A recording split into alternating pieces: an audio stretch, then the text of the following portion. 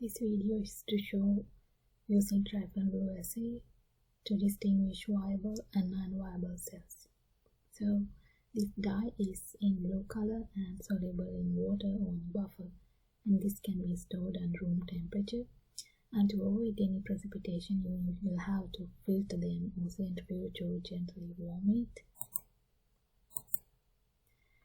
And this is what happens in the presence of high reactor oxygen species levels in cells under stress conditions. This can damage the lipid membrane, and these membranes can be impermeable for this dye. And this dye can get trapped in the cytosol, and after visualizing under the light microscope, you can see these damaged or dead cells in blue color.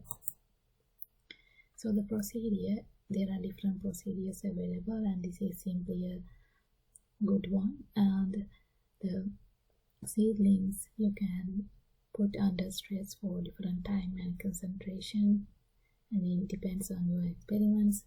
And this is the normal concentration I use in my experiments, 10 milligrams per ml in PBS or distilled water, and I keep them for 15 to 30 minutes.